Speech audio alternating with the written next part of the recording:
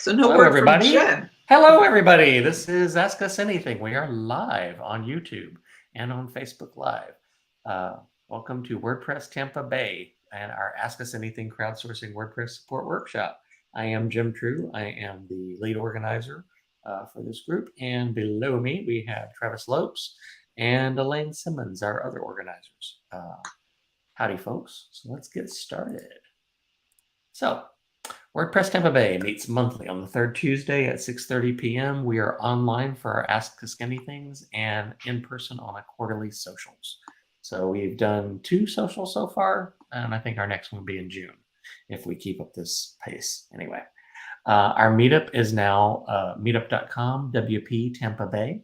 Our website is wptampabay.org. We have a Slack chat, a Facebook group, and all of our meetups are combined into our website so that if you don't want to go find all the meetups, you can find them on the website. We're a member of the WordPress Tampa Bay Network, which is a loosely affiliated combined meetups between Tampa, St. Petersburg, Brandon, Valrico, Newport Richey, and possibly coming into the fold, Lakeland. We were, if you were around last month, we were WordPress St. Petersburg. We have changed the name to WordPress Tampa Bay, and we're working on consolidating. So that's the new fold. We will continue to host all meetups in the Tampa Bay area on our calendar. If you have something you want to do, if you want to do a quick little meetup or like a coffee day or do a co-working day or what have you, just drop it on the calendar and we'll get it promoted. Okay. All right. Our upcoming meetups and events. In May, on the third Tuesday, is May 16th. We will have another one of these, an Ask Us Anything crowdsourcing WordPress support workshop. Be here or be there, but you'll be here and see it. And in June, we have, we'll either do an Ask Us Anything or an in-person event in St. Pete or Lakeland. I put Lakeland out there just in case you guys want to possibly do Lakeland. We'll see. Lakeland has a food hall, and it's pretty good. Joinery? Yeah, the joinery, exactly. Yeah, place is great. We should do it there. Yeah, good parking and everything. So yeah, and we can actually pick a spot there to meet because it's not as busy, I guess, as the other ones. I don't know. I haven't been. But anyway, but in June 20th, we will put out some stuff and let everybody know where it's going to be, and we'll figure that out. And maybe in St. Pete, we'll see. Okay, we're looking for speakers. If you are knowledgeable about WordPress, web design, front end or back end, if you want to do a plugin review, a theme review, want to talk about how to overhaul a site, want to talk about how to build up your e-commerce, what have you, anything pertinent to that kind of stuff in the WordPress space, we'd love to have you talk. If you've never spoken public before, no problem. We're doing these on live stream, so you really only are talking to Travis, Elaine, and myself. No one's really watching you except for one viewer, and you'll be on YouTube. So there you go. It is great for your resume, your LinkedIn, or your Twitter, or I guess at this point it's just going to be LinkedIn soon. And if you are interested, please go to tampabay.org to the speakers/call. On our menu on the website, it's just click on speakers, and there's a call for speakers button on there. Our code of conduct tonight, there are no stupid questions except the one you didn't ask. We collect questions from the RSVPs on Meetup, and we also collect them from YouTube and Facebook Live. If you are on either one of those platforms, just chat, and your question will appear in our chat, and we will pull you in with those questions. We try to limit the discussion of our questions to 10 to 15 minutes. Any more than that, and you really should be hiring a consultant anyway. And if you do end up joining the call, everyone gets to speak, but no crosstalk, and that just makes sure that everyone gets to hear what everyone is saying. At some point down the road, we may end up using one of those wonderful little apps that does the transcription thing, and that's a more reason not to have crosstalk, because it's you don't want to confuse the little AI bots that transcribe our text. Okay, our dial-in etiquette tonight, as mentioned, we're using StreamYard, and the invite link is posted on both our Facebook and our YouTube chat. The guest instructions are linked in there with it. When you join StreamYard, it will have you set up your microphone and your video and test them and make sure they work. You want to make sure you do that first. And once you're configured, you also want to make sure that when you join the stream, if you're watching it through Facebook or YouTube, that you, I hurts. My text is running off the thing. I've got to fix that on the slide. If you're watching the stream through Facebook or YouTube, you want to make sure that you go to that tab that has Facebook or YouTube in it and mute that tab. Otherwise, you'll be in an echo chamber, and when you join the call, you'll be la la la la la la la la. That sounds really bad. Okay, so we are ready to start tonight. If you have any questions, ask us anything. All right.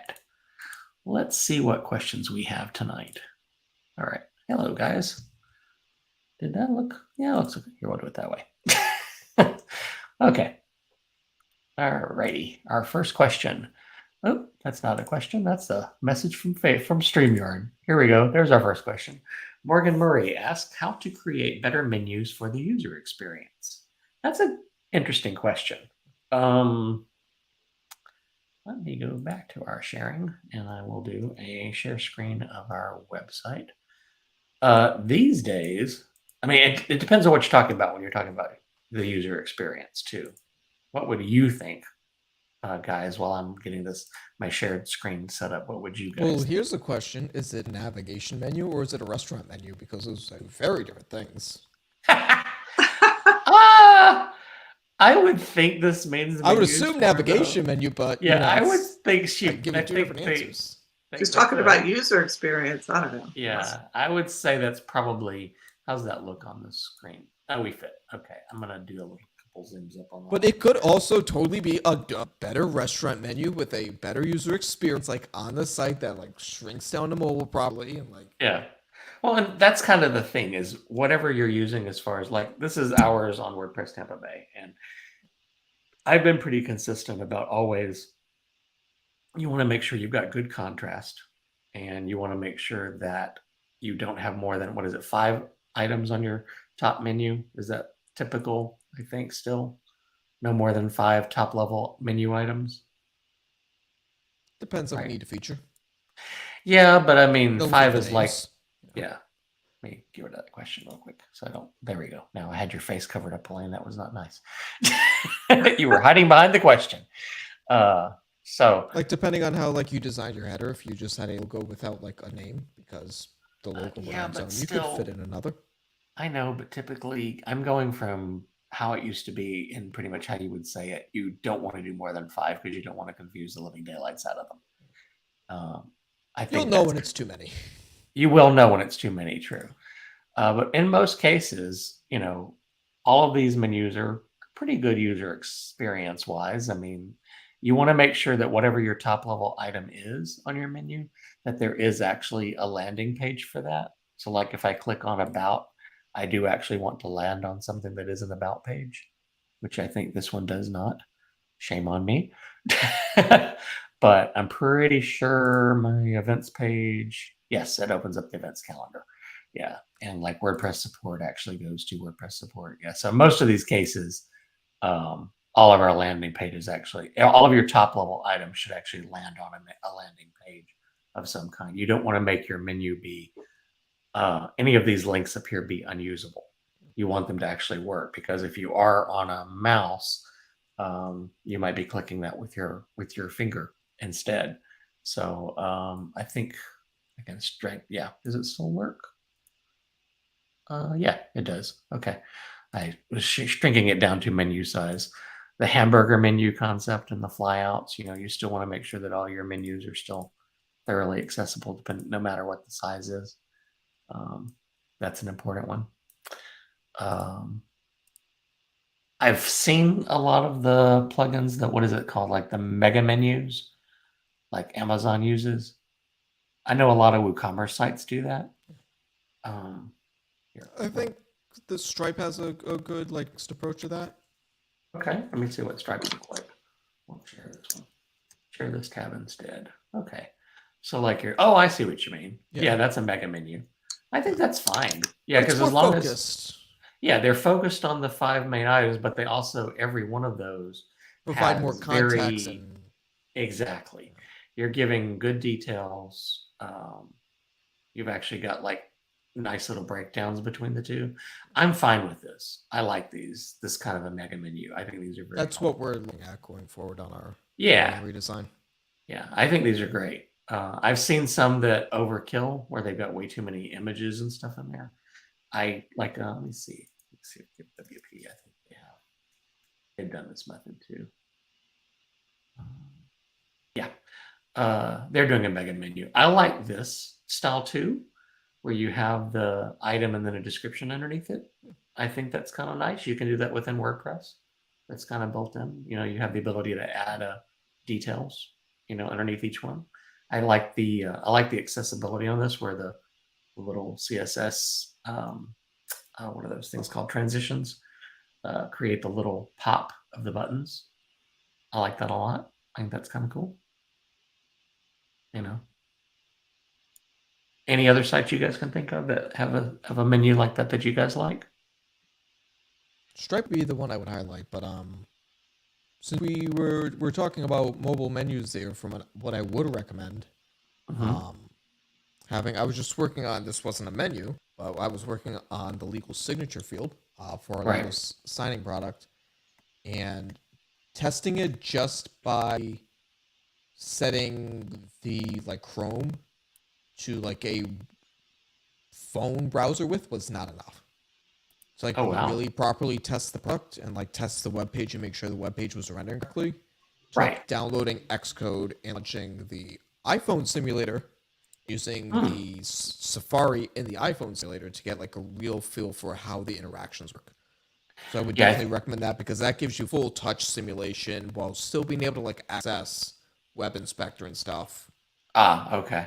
Right, while you're versus doing it on something like what is that thing that does Browser Stack? Browser Stack. Yeah. That's what I was thinking of, versus Browser Stack. Yeah, I mean, I've seen that implementation with Xcode. I think it's pretty cool. Yeah, and you can connect directly to your local site, so you don't have to worry about tunneling to a different device, and you have your full web inspector there. And gotcha. Yeah. Okay. Cool. I think that's helpful. All right. Alrighty then. Let's see. Yeah, we'll just leave that up there. Might as well. All right. I mean, I think menus are simplified. I mean, can be simplified if it's not a complicated website. But once you get into the Stripes or Square, I'm not sure if you have to be logged into Square to even look at all their menus. No, I think you do. Yeah, I think you do. But you're right. I mean, the back end, the dashboard, the developer dashboard, and the portal side of theirs is completely different from what's on the front end. I think that's kind of the point too, though, is that those are two completely different content types. Because if you're at Square looking to buy it, you really need a more focused kind of here's the features, here's the pricing, here's the this. But once you log in, that experience is completely different. So I think it's. But if you go to some brochure site, engineering firm, who we are and look at our projects or whatever, it's so they can make the font really huge and nice and big. And well, and there's a point too there too, is that's one of those where you've got a thing like who we are, what we do, but those actual things are about services, pricing, that kind of a thing.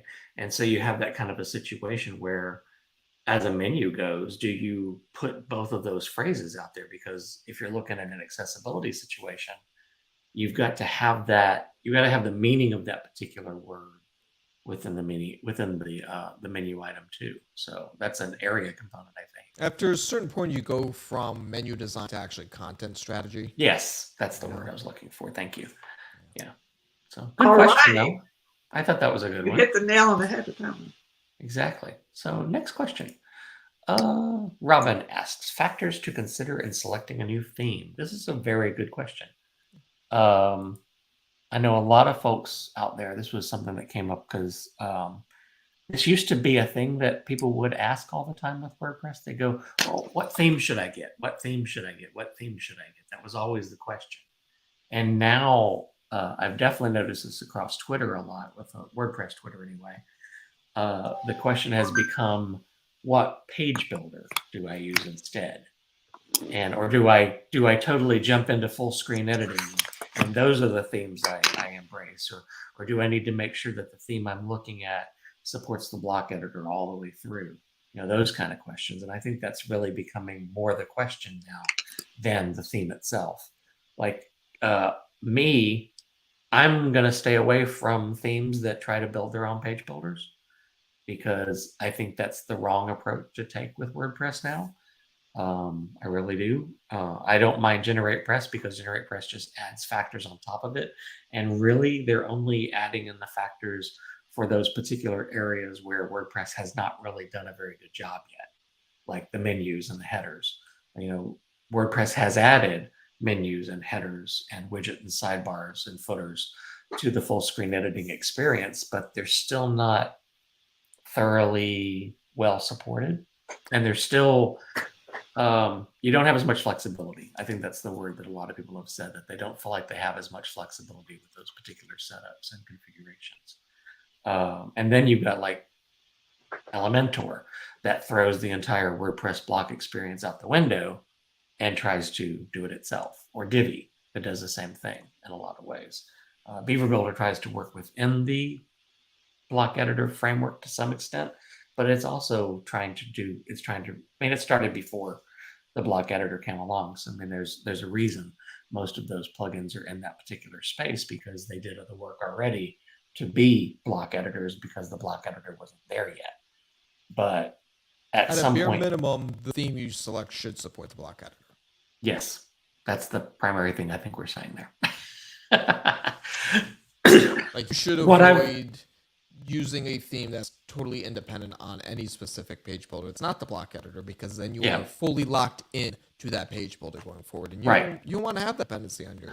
Well, what if you're doing sites for other customers and things like that, and you have you've basically locked your customer into Elementor and Elementor Pro, and then Elementor decides, we're not going to support WordPress anymore because we're not really liking that space, and they just decide to go bye-bye and do their old cloud thing, and then your poor customer's left in the lurch, that kind of thing. Or you build the site, you hand it off to the client, you no longer do maintenance on that site, and they decide down the line that, hey, what's this block editor that's built in? We did like a performance audit, and like, hey, Elementor is like not good. Not making this claim, just saying like, hey, maybe they do like a performance audit, and they're like, hey, Elementor is like really dinging us. We need to get rid of Elementor, but like now they're stuck. Because the whole site was built around Elementor. Yeah, I would look at. I know when I was looking at some of the block editor themes and stuff like that, the biggest thing I was looking at was flexibility and block patterns. Did they support? How did they support the typography?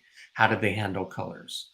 Did they lock you into a specific set of colors and only do one or two? Because a lot of people create themes and they'll do a theme overnight and just throw it up there, and it gets approved because it's free, and it doesn't have a lot of flexibility. And you need flexibility, or you're going to be downloading a whole bunch of block thingies off the WordPress repo. So, anything else you guys can think of? No. Any other themes? I keep talking GeneratePress, but I know Cadence is fairly good. That's a thing now. Yeah. It sort of like does everything for you, or does some animation, or. Yeah, I think it's got some. It's really now part of iThemes, right? They bought it. I have no idea on that one. Yeah, that I don't know. Yeah, because iThemes pushes it. Yeah, I know Avada and Astra, and there's so many of those, like Oxygen. There's just so many theme companies, but I think before you go for a premium theme, if the free version of it can't do most of what you're looking for, you might not want to consider it. Like, I won't even look at Genesis or Studio Press or whatever it's called now, because this was back in the day. Granted, you can get it free on Flywheel and you get it free on WP Engine because they bought it, but I just don't like it. I didn't like it back in the past. Remember, Elaine, back in the past with Genesis? You and I would have little disagreements about it because I was building some stuff with it. Yeah, but there was nothing you could do that if you wanted to tweak it in any way whatsoever, you had to do code. You were trapped. That was true. Yeah, pretty much. So I don't think that's entirely the case now, but I also don't know how much I know that, let's put it this way. I threw it on a site to test something and it broke Just so many little things just didn't work, and that was in the block editor side. But that's just me. Again, it's what you know. I think it's one of those kind of things what you feel comfortable with, and what you want to put an investment in. If you're going to be building sites for a lot of people, you should look at something that's very flexible, but also is very well supported and has a community around it. So, which, depending on your level of knowledge, which could increase, like, as you continue to use WordPress, the most flexible might just be creating your own theme. Could be. So, all right. Good question, though. Very good question.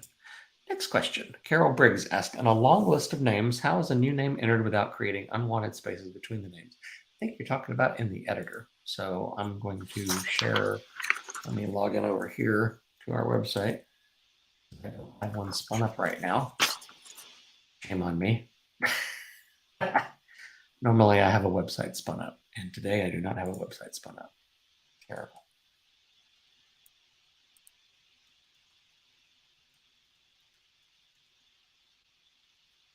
And do not look at how many, sharing this tab to StreamYard. Are you guys seeing this? The WordPress? Let me see. Oh, no, you're not. I'm sorry. My bad. I'm a bad person. Shame on me. View tab. There we go. Oh, add to stream. There we go. My bad. I just had the wrong one set up. There we go. Okay. Let's see. That is, yeah, we're in the back end. Just going to create a post. And this is going to be classic editor. If you're in the classic editor and you're typing a long list of names like Jim True and Elaine, and you don't want all of that space in between the names, you would do a shift enter instead of an enter. And what that is the same thing as doing a break in HTML as opposed to a paragraph. You also can, if you're, depending on how crazy you want to be, you can also control a lot of that with CSS. But for right now, if you just want to know how to do it very easily, it's just instead of hitting enter, hit shift enter. So like that was an enter to come down and add Jen Novak. And the difference would be going up here and hitting shift enter. And if you want to see that in the block editor, where is it? That's where it is. Switch to block editor. Leave. Da-dum, da-dum, da-dum, da. There we go. It works the same way. You've got a pair of convert to blocks. There we go. The only difference is, yeah, this is one paragraph block. That's the one gigantic difference right there, is that it's a one block that is a paragraph, and this is like two blocks because that's a paragraph and that's a paragraph. But it works the exact same way. If I want to stay within the block where I already am, I would just go Jen Novak with the shift enter. Okay.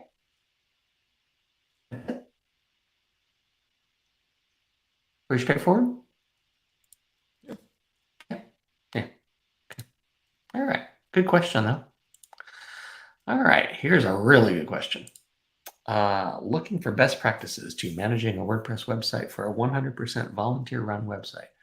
We did a talk about at Tech for Good, where it was Jen and Elaine and Travis and Nichelle, all of us. And we just talked about best practices for hosting, for purchasing domain names, for email addresses, all of it. Because the biggest thing you have to think about when you're dealing with a nonprofit is I'm going to stop sharing this WordPress website. And I'm going to, actually, you know what? That's a good place to do it. Let me go back in there and just keep doing that because we can make notes in that thing. Present.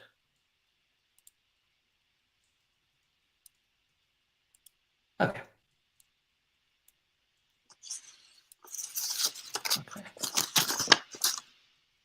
Can you see that text? No. Yeah. Yes. How big is that? Is it big enough? I'm going to make it a little bigger. Okay. Seems, yeah. Yeah. Okay. Things to think about. I'll put it up here on the title.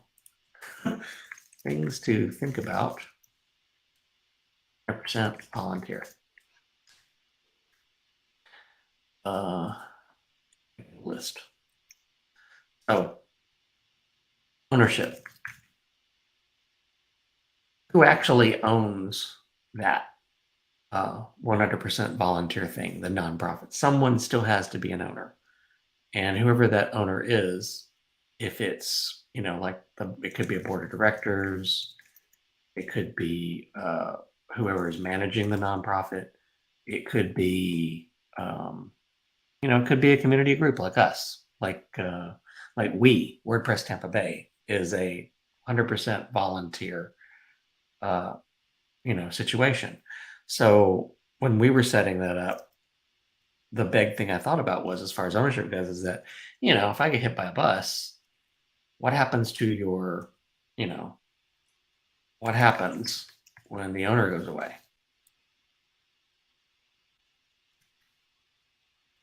That means who owns the email addresses, the domain, the hosting, a bunch of little stuff like that. And those are the kind of things you have to think about when you're thinking about 100% volunteer situation. What I used to call it was the whole idea of the red letter file, that you need to have in case of an emergency, here is the box that has all of the logins and passwords and all of that information that's necessary for the nonprofit. And that's kind of the thing you have to think about. So when you're setting up your website or who is actually going to have ownership of these particular things, you're using volunteers. Don't give them admin access, or make it so that you can easily take admin access away from them if you need to. Admin access should only be for someone who should have access to literally everything on the website. Exactly. The other person should not be an administrator on the site. Yeah, they can be an editor. They don't have to be an admin. Or a custom press role that has access to the things that person needs access to. Right. And those are things you can do with like MemberPress and stuff like that. This may not have been the best way to do this, but that's okay. And what is the best way to pass off this very sensitive information to someone? I mean, I'm just asking you guys. I don't want some high-level, expensive. No, and it shouldn't be. It should not be within a high-level, expensive app. It really, honestly, needs to be something that could either be like, okay, we used Open Collective for, and we used a Gmail account. We created a Gmail account that all of us have access to if we need to. And within that Gmail account has access to Google Drive. And it's, stored it in Google Drive. Okay. Yeah, exactly. You don't have to go crazy, but you have to have a document. You have to have it documented somewhere. You could put all the info for this like in a 1Password vault. Like, you could do. You could do that. To get into everything. Trying to think of things that don't cost money. I know. Because a lot of volunteer situations, they don't have money. They don't have the ability to do that. But you don't want to be emailing it to them, really. No, you really don't. Or texting. I don't know. Yeah. Text, whatever. Yeah. Which is what's good with 1Password. It keeps encrypted forever. True. Yeah. I mean, can you create a vault in 1Password for free? I'm guessing no. You can. A shared vault? You can. Yes, you can. You can do 5 guest accounts for vault sharing on like one of their lowest tiers. Okay. Because that's how we do it, like at Cosmic Giant. Since it's just 3 of us, I have a paid 1Password vault, and there is I have a vault within my 1Password account that's for Cosmic Giant. Okay. And I just have 2 employees added as guests specifically to vault. So we don't have a company password account. Yeah. Well, I mean, the thing is that even for a nonprofit or 100% volunteer run website, there still has to be ownership. Is that Carol was asking? Yes, Carol, you can. Sorry, I'm going to back up a little bit and I'll come back to your question. Her question was, can an Excel file be copied and pasted in the editor? It can. There's a question as to whether it will come in as a table or not.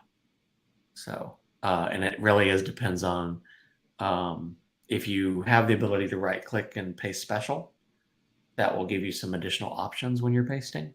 You could also lock an Excel file.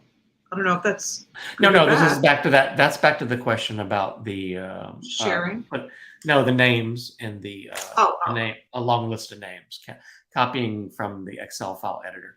I would copy and paste from Excel into like Notepad or something like that first. Or save as CSV. No, not if you're putting in a WordPress editor box. No. Not if you wanted to just come in as names, because if you do into CSV, it's going to be separated by commas. You don't need that. You want it to be, you want to be able to like cut and paste a list of names. And if you're cut and pasting a list of names, like in the content, go to Notepad or Apple Notes first, and then go to the block editor or classic editor before you go from Excel. Because if you cut and paste from Excel directly into WordPress block editor, it's going to turn it into a table. So, okay. So back to the volunteer concept. Quick side note before we dive in, One Password does offer a 50% discount to nonprofits. Oh, there you go. Okay, so that would be One Password. Yeah.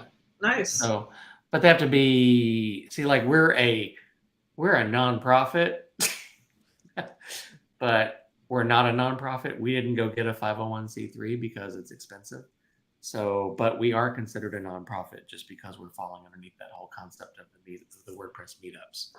And we used Open Collective to manage our finances for the nonprofit and access and everything else like that. And like I've got a separate account configured at Flywheel that is owned by the Gmail account, so that if I get hit by a bus, these guys can still get in it. Also at Flywheel, you invite the people that you trust, your board of directors, to that particular hosting space so that they all have access. And the same thing on the back end of the WordPress admin. Your board of directors, your managing body has to be the ones that, those are the ones that make the decisions.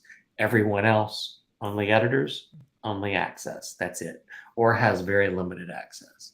Because, you may hire somebody down the street that's a website developer and they're willing to do the work for free for 100% for your free place. But if they go walking off with the keys, you're screwed.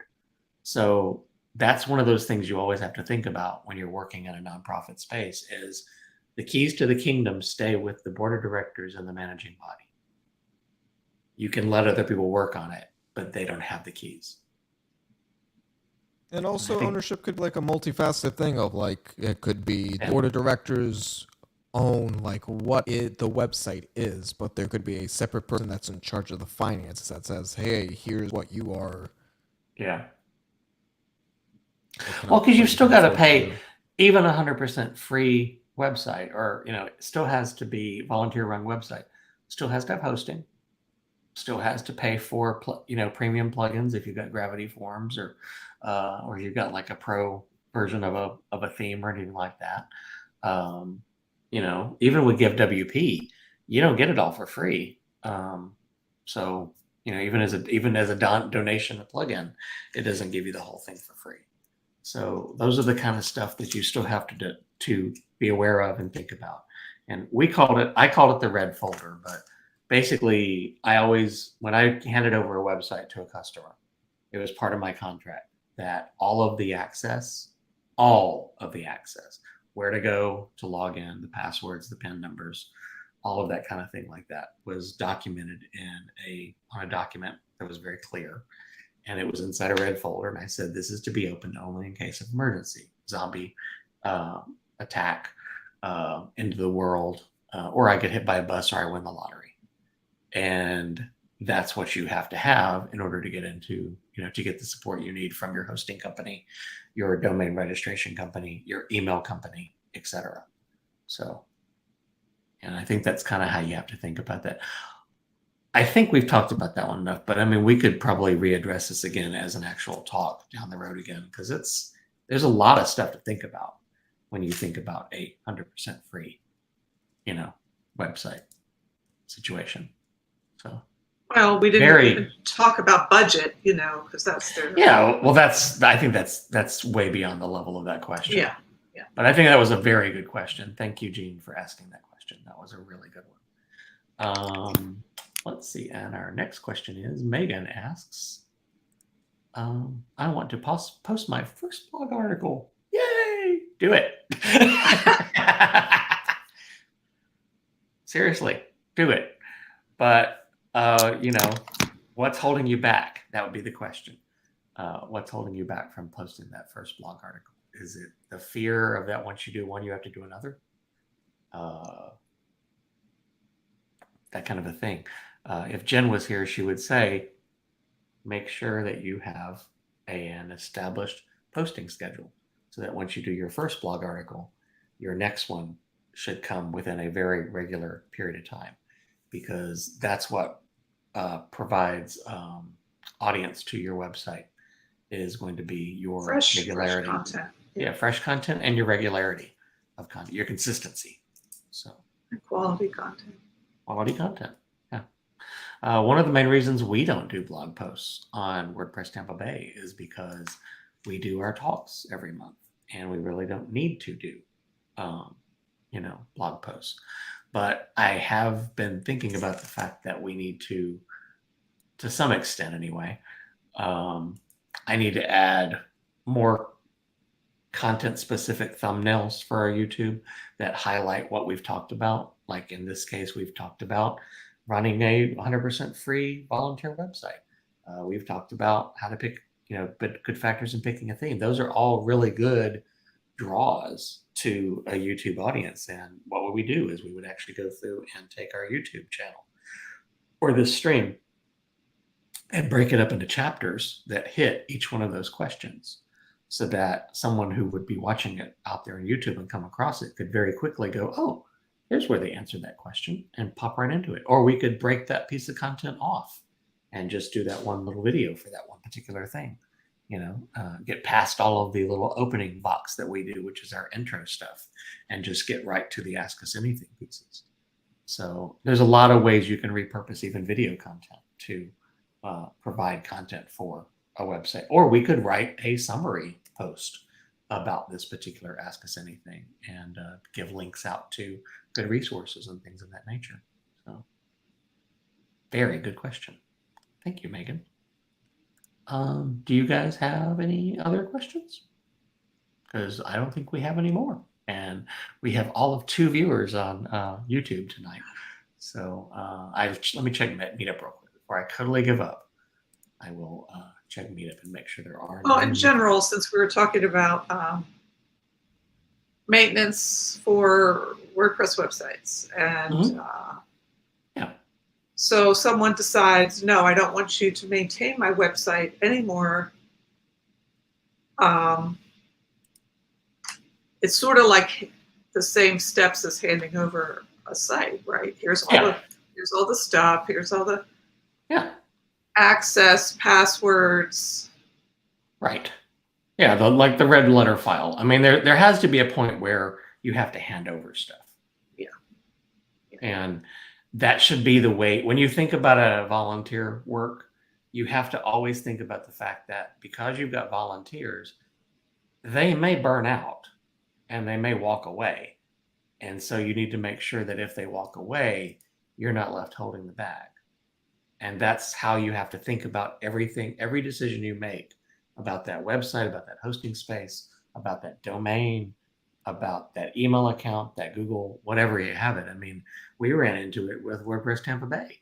We had to take it back from a person who left, and they weren't willing to let go of it. So we had to do it in a completely different way.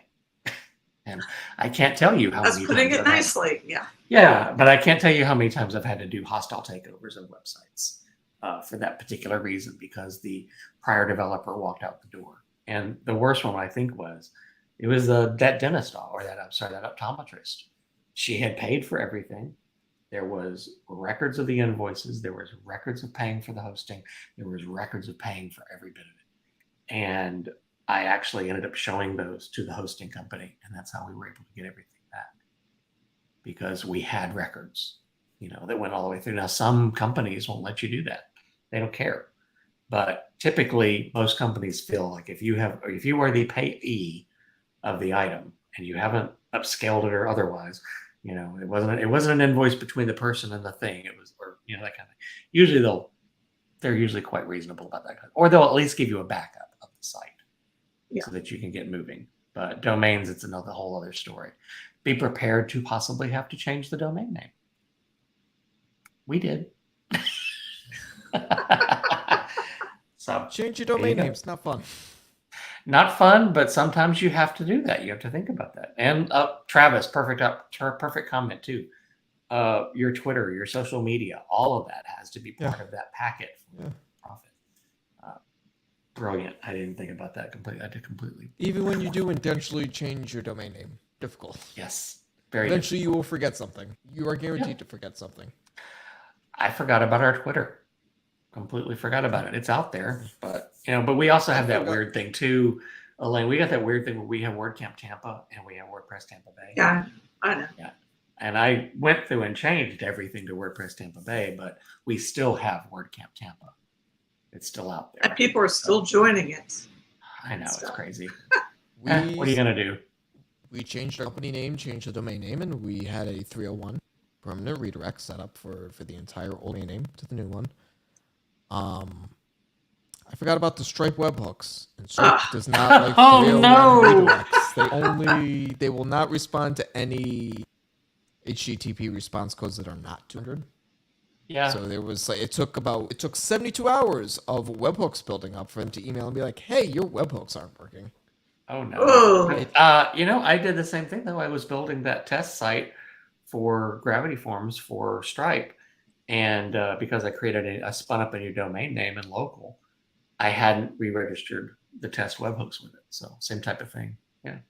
Thankfully, once you Stripe retries them for a certain amount of time.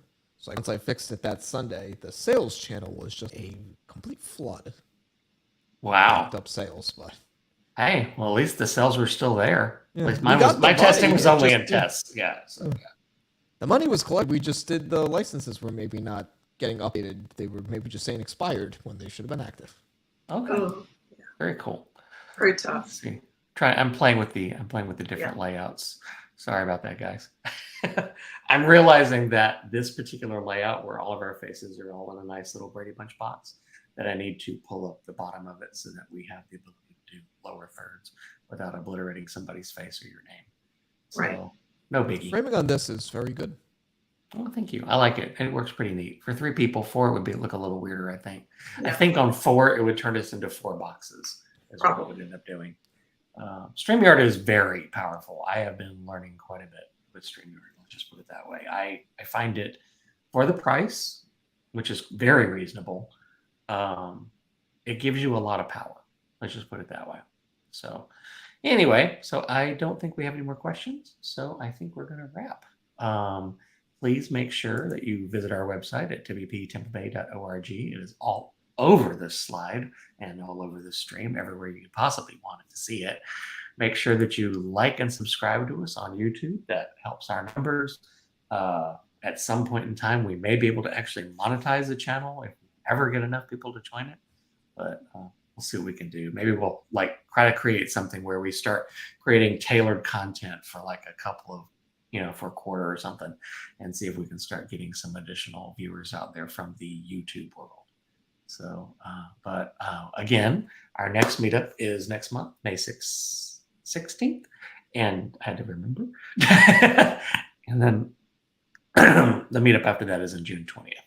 So thank you again, Travis and Elaine, for joining tonight, and we will see everyone next month as soon as I get the little end cap ready to go. And here we go. Thank you for watching a recorded session from WordPress Tampa Bay Meetup. We meet monthly through Meetup on live stream on the 3rd Tuesday of the month through our YouTube channel and Facebook group. If you enjoyed this video, please give it a thumbs up in YouTube and be sure to subscribe and click the bell to be notified of new videos. Find out more about WordPress Tampa Bay at our website at wptampabay.org. Thanks.